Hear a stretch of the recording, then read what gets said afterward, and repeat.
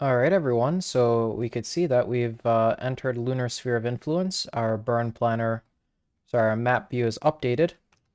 Um, and sort of how I did this was I was just in external view and time skipping.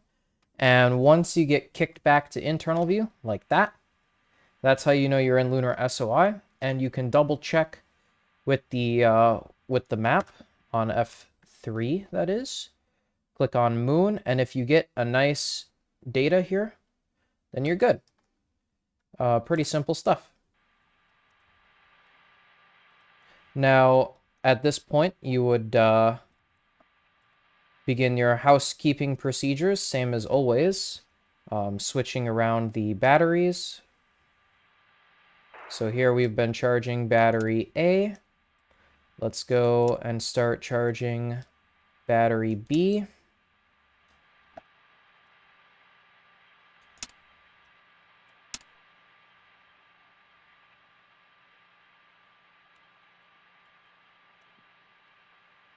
Let's stow the seats.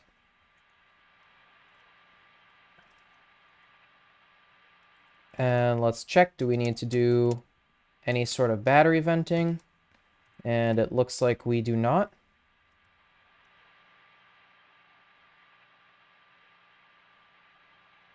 At this point, we can power up our RCS.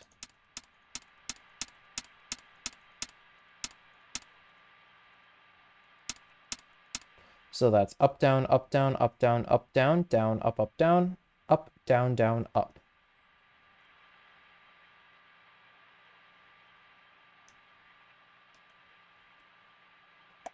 Roll can come back to rate command. Verb 37, enter, 00, enter. We can go SCS and then CMC.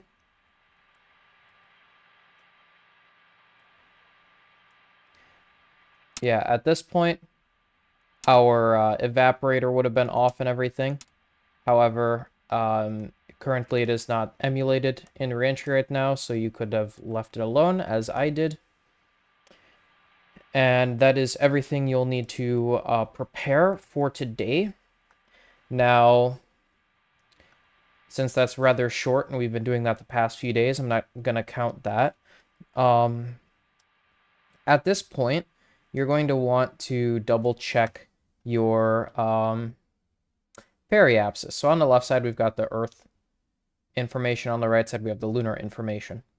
And here, we just want to make sure that we're about 60 nautical miles. Here, we're 60.1.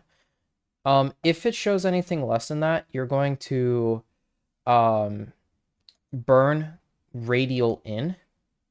Anything greater than that, you'll burn radial in. So if it's 100 nautical miles, for example, we would need to decrease that by 40 nautical miles, and then we will pick a time in the future. 234.8, we could run like 240, and then put in some delta V, maybe like 10 feet per second. We could see if we wanted to decrease that like so. So let's say our 60 was a 100 and we wanted to bring it down to 60. We need to decrease that by 40.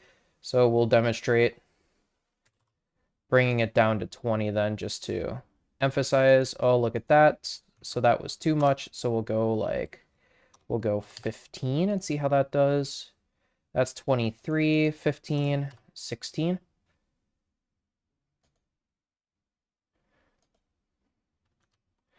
That would be 21, 17. Here we go. 17 is 18, so we would do 16.5.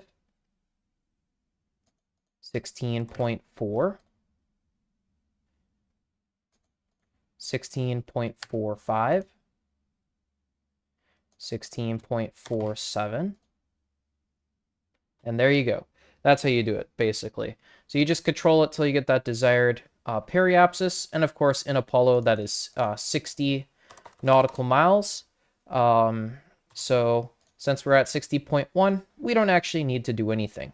That's perfect. So good.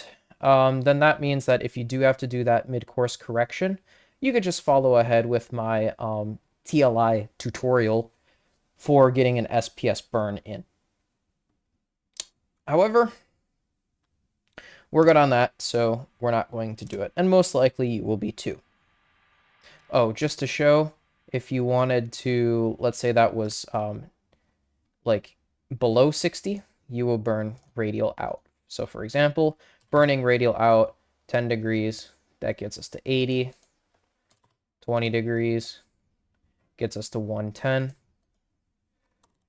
Going 15 gets us to 96. So 17 gets us to 101. 16.7. 16.5.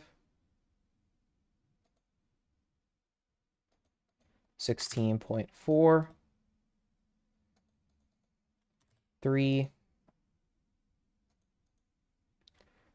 3.1. 3.5. Oops, sorry, 3. That would be 2.5, that is. There you go. So we can see if we were to burn radial out 16.25 feet per second at the phase of 240, we would get 100 nautical mile orbit. But 60 is that perfect position. We don't want to touch it. So burn, if you set 0 for everything, you can see your current burn data. So 0 there and a 0 there. And we could see our current orbit is going to take us right into 60.1 nautical miles around the moon. And that is indeed reflected on the map. We're good there. No corrections needed.